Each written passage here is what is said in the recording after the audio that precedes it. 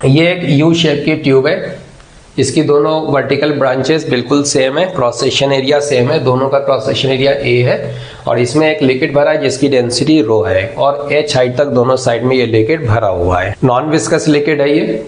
अब हम आपको बताना ये है कि अगर हम इस लिक्विड के कॉलम को थोड़ा सा नीचे इधर डिप्रेस करके छोड़ दें तो लिक्विड में ऑसिलेशन होगा, उसके ऑसिलेशन का टाइम पीरियड क्या होगा ये आपको बताना है। देखो ये अभी इक्विलिब्रियम में है, अगर हम इसको इक्विलिब्रियम से x नीचे ले आए तो ये भी x से ऊपर चला जाएगा, ये लेवल यहाँ पर आ गया, ये लेवल यहाँ पर आ गया।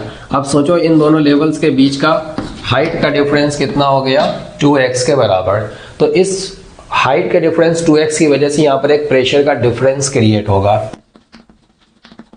यह बनेगा प्रेशर का डिफरेंस। इस प्रेशर की डिफरेंस की वजह से पूरे की पूरे लिक्विड पर एक फोर्स लगेगा जो कि उसको वापस लाने की कोशिश करेगा।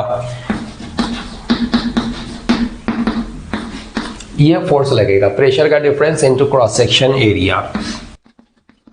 इसको आप डिवाइड कर दो फोर्स को पूरे लिक्विड के मास से, जो चीज ऑसिलेट कर रही है वो क्या है, वो लिक्विड है, तो लिक्विड के मास से डिवाइड कर दो, लिक्विड का जो एक्सेलरेशन है वो आपको मिल जाएगा।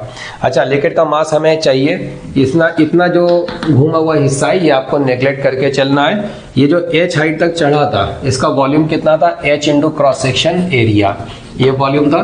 सिमिलरली ये भी h हाइट तक है, उसका भी वही वॉल्यूम होगा। तो टोटल वॉल्यूम लिक्विड का ये है, मतलब ये जितना भी लिक्विड यहाँ पर भरा है उसका टोटल ये मास है। तो इस मास से हमने डिवाइड कर दिया,